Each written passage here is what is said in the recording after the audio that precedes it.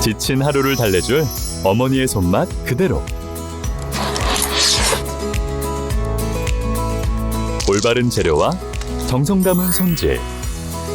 홍시로 완성한 달콤한 감칠맛. 집에서도 편하게 택배로 받아보세요. 매콤하게 땡기는 감칠맛. 장간의 양념게장.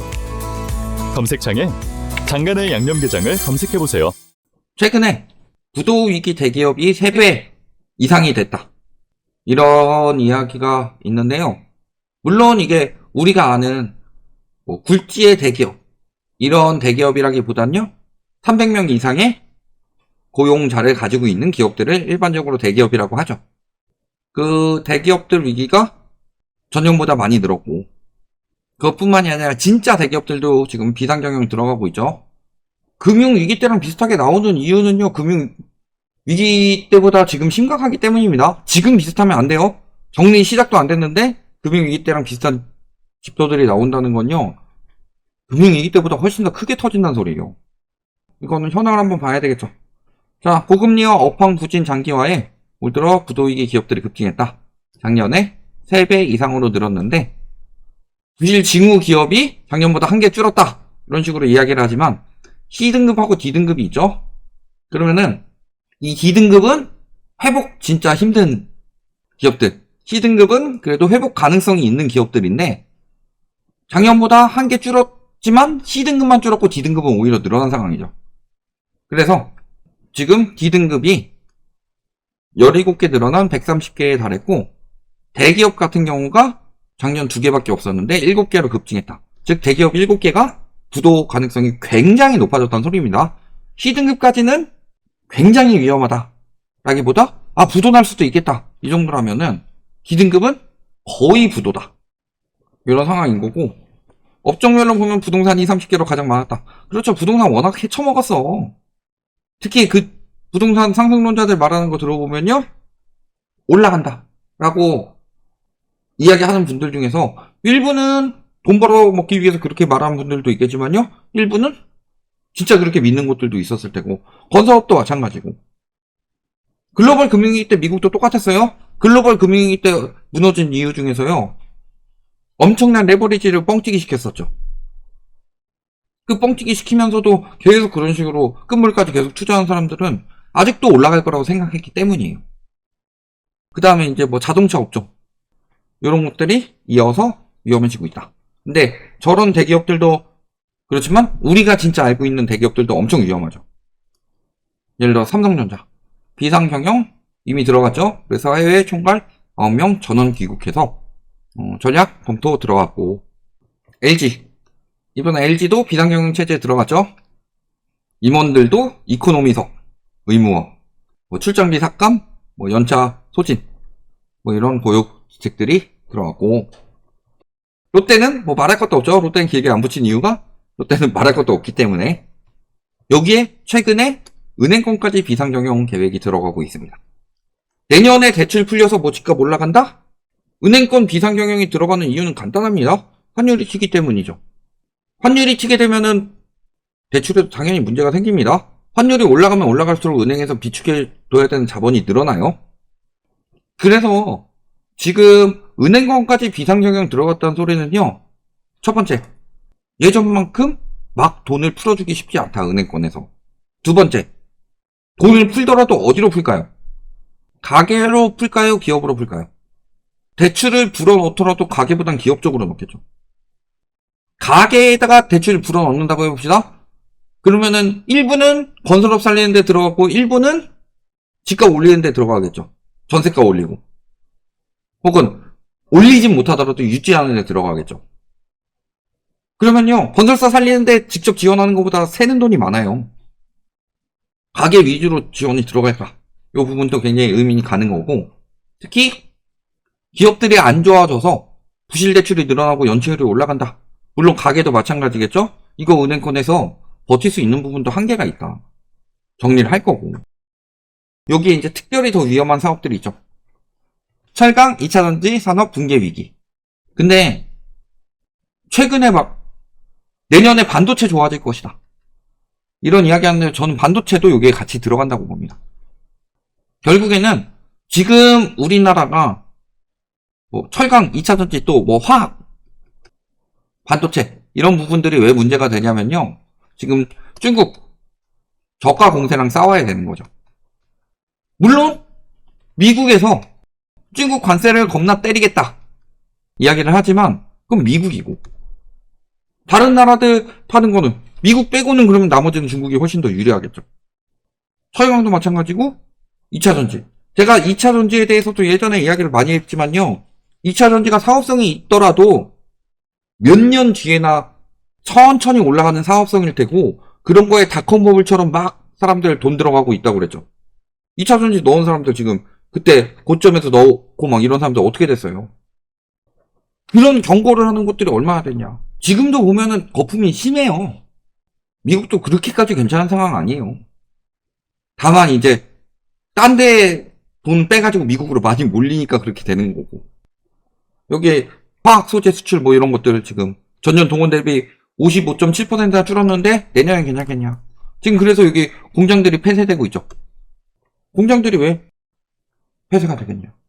단기적으로 문제가 끝나는 게 아니라 지금만 버티면은 나중에 살아날 것이다. 이 희망이 사라지니까 폐쇄를 하는 거예요. 그만큼 일자리들은 사라지죠. 양질의 일자리들이 사라지는데 실제 일자리는 늘어나고 있다고 하죠. 보면 다 비정규직이고 단기직이고 60세 이상 여성들 위주로 많이 늘고 있고 그런 것들이 이미 경제위기가 왔다는 소리고 2022년에 터질 경제위기에서 자산 가격만 받쳐놓은 상황이죠. 경제위기는 이미 터졌어요. 부채를 줄여서라도 경제위기를 극복을 해내야 되는데 더 늘린 거죠. 예를 들어서 내가 일을 해요? 뭐 회사에 다니면서 월 한 500씩 따박따박 받다가 잘렸어요. 알바 뛰면서 200만원 벌어요. 그럼 씀씀이를 줄여야 되죠. 씀씀이를 줄여야 되고 대출 이자 내기도 버거우니까 원금을 많이 갚아야 되죠. 근데 그렇게 됐음에도 불구하고 대출을 더 내가지고 씀씀이를 그대로 유지하고 오히려 씀씀이를 더 늘린 셈이죠.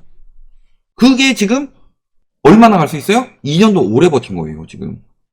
그런 상황에서 미래를 위한 투자가 제대로 되냐? 아니요, 부동산 부양에만 됐죠. 부동산 부양에 들어갔더니요, 예를 들어서 2차전지라든가 뭐 반도체 이런 데가 조금만 더 들어갔어 봐요. 경쟁력이 확실히 달라졌겠죠. 대기업들도 이런 상황. 중소기업이요? C등급, D등급 왜 많이 줄었을까요? 망해서 그러지 않을까요? 부도 위기가 부도가 되면은 통계에서 사라지죠. 근데 C등급이 D등급으로 내려오고 D등급에선 망해서 없어지고 B등급에서 C등급으로 내려오고 이런 거 되는 거 아니에요. 중소기업이나 자영업자는 위기가 훨씬 더 크죠. 지금 보면은 비상계엄 이후 소상공인 88%가 매출이 줄었다고 합니다. 여기에 빚 못 갚는 벼락끝 자영업자 지금 연체율이 11.55%입니다. 11.55%가 뜻한 바가 뭐겠어요? 이거 언제 수준이에요? 2012년 수준이다. 근데 2012년이 어떤 해였어요? 2012년은 부채 정리하던 해였습니다. 부채 정리할 때는 당연히 연체율이나 이런 게 올라갈 수밖에 없어요. 안 빌려주려고 하니까. 근데 부채 완화를 하고 있는데 부채 정리할 때 수준으로 올라간다면요. 이 부채가 정리될 때는 위기가 얼마나 크게 올 것이냐. 그래서요. 요즘에 환율 보고 글로벌 금융위기 급까지 올랐다. 글로벌 금융위기처럼 터지나? 아니요. 글로벌 금융위기는 비교도 안 될 정도로 크게 터질 거예요. 제가 2021년부터 글로벌 금융위기 때보다 훨씬 더 크게 터질 거다. 20년부터 얘기했을 거예요. 아마. 부채 정리 안 하면은 내수시장 망가진다. 안 하니까 21년도부터 제가 뭐 하라고 그랬어요? 금달러 사라고 그랬죠. 여기 와가지고 니 말 안 듣고 라방 꾸리니 뭐니 하면서 니 말 안 듣고 뭐 부동산 사서 돈 벌었다. 그 돈으로 금달러 샀으면 더 벌었다. 더 번 데다가 황금성도 좋고 불안하지도 않을 거다. 경제 위기가 왔을 때 금달러는 올라가죠. 그래서 금달러가 올라간 거예요. 부동산 같은 경우야 황금성이 떨어지고 거기에다가 부채 잔뜩 부어주니까 나온 건데 2008년 글로벌 금융위기 터지고 2009년에 정책대출은 엄청 부어졌죠. 지금도 마찬가지예요. 2022년에 터졌으니까 23년, 24년 내내 정책대출 부어준 건데 정신 못 차리고 뭐 집값은 그래도 오른다. 이딴 이야기나 하고 있으니 얼마나 지금 광신도들이 많냐. 너무 심각하니까 대출 연체 조짐만 보여도 상환 밀어준다. 이거 뜻한 바가 뭐예요? 돌려막기라는 소리예요. 국가에서 합법적으로 돌려막기를 해주겠다. 합법적인 돌려막기를 해준다는 소리는요, 첫 번째, 정리할 생각이 없기 때문에 위기는 계속 나타납니다. 두 번째, 위기를 뒤로 미루면 어떻게 되죠? 눈덩이처럼 커질 거다. 보증 왜 서지 말라는지 아세요? 내가 친구가 보증서 달라고 그래. 500만원 보증서 달라고 그래요. 보증 서줬어. 500만원쯤이야. 내가 통장에 500만원도 없겠냐. 근데 왜 서지 말라고 하냐면요, 그 사람, 그 업자들이 찾아올 때는 나한테 1억까지 막 불려가지고 이자에 이자 붙여가지고 얘가 이자에 붙어가지고 못 갚다 도망가니까 그 사채업자들이 찾아가지고 나한테 갚아요. 근데 나는 500만원 보증을 해줬는데 들고 온 거는 이미 1억 넘어. 그런 거예요. 지금 가계부채 이런 것들 정리 안 하고서 계속 완화해서 연장한다는 소리는요, 당장은 지금 안심이 되겠죠? 보증 서줬는데 그 친구가 아직 터뜨리지 않았어. 사채업자들이 찾아오지 않아. 차라리 빨리 터뜨렸어. 한 2천만원, 3천만원 될 때 터뜨렸으면 내가 갚을 수 있어요. 근데 1억까지 불려놓고서 친구가 도망가버려. 나한테 와가지고 갑자기 1억 갚으래요. 이자율도 어마어마해. 갚을 수 있겠어요? 그래서 크게 망하는 거예요. 왜 보증 서지 말라고 그러냐. 근데 나라가 보증 서주고 있는 거예요. 그래서 제가 공공기관 부채에 대해서도 이야기했죠. 아까 가계부채, 기업부채 말씀도 하셨는데, 가계부채, 기업부채 합쳐가지고 IMF 때 2배라고 그랬죠. 물론 화폐가치 하락분도 있으니까 그럴 수 있다고 봅니다. 근데 공공기관 부채가 가계부채급이에요. 보증 포함해서. 국가가 보증 써가지고 버티고 있는 경제가 얼마나 가겠냐. 나아지는 기미가 보이는 것도 아니고 그냥 보증 서가지고 빚 폭탄 터지는 것을 뒤로 미루고만 있고 해결책은 없는 상황인데. 그러니까 하는 도 똑같아요. 이창용 총재는 말만 한다고 그랬죠. 말은 잘해. 위기에 대한 본질도 어느 정도 알고 있어요. 근데 행동은 개판으로 하죠. 지금도 보세요. 통화정책 물가뿐만이 아니라 외환 금융시장도 고려한다. 그러면 외환시장 고려하고 금융시장 고려했으면 금리 내리면 안 되죠, 이번에. 이런 애도 내리면 안 돼요? 말을 저렇게 했으면 지켜야죠? 근데 이야기하는 거 보면은 가계부채 금융안정 저해로 단기로 안 크다. 즉 단기적으로 금리 인하 할 거다. 이 얘기하는 거 아니에요. 왜 단기로 안 커요? 가계부채 때문에 내수가 이 모양 이 꼴인데 가계부채 문제가 단기적으로 안 크다? 내수가 이 모양 이 꼴 난 게 나는 것에 대해서 과거에 이창용 총재가 직접 경고를 했음에도 불구하고 저딴 소리를 하고 있어요. 뭐라 그랬어요? 본인이 GDP 대비 가계부채 80%까지 줄이지 않으면 내수경제 박살난다고 본인이 이야기했죠. 근데 이제 와서 안 크대요. 윗대가리들이 다 이러니까 경제가 이 모양 이 꼴인 거지. 그래서 윗대가리들이 저래가 경제가 이 모양 이 꼴 될 거니까 금융위기 올 거고 그러니까 금달러 사놔라. 내가 요즘에 금달러 이야기하는 것 같아요? 내 영상 제목만 봐도 다 나오는데? 몇몇 이제 어그로성 뭐 집값 폭등한다 이런 어그로성 제목 몇 개 제외하고는 옛날부터 계속 이야기하는 게 금융위기 터진다, 경제위기 터진다, 환율 폭등할 거다, 금값 폭등할 거다, 돈은 금이나 달러로 흐를 거다, 부동산 시장으로 흘러들어올 자금 없다, 버티는 여력이 떨어지면 집값 떨어질 거다, 다 이런 이야기들을 했었는데 이게 터지기 직전에 예측하면 뭐예요? 미리 경고를 해야지 대비를 하지. 지금 다 그렇게 되고 있죠. 다음에 벌어질 일이 뭐겠냐.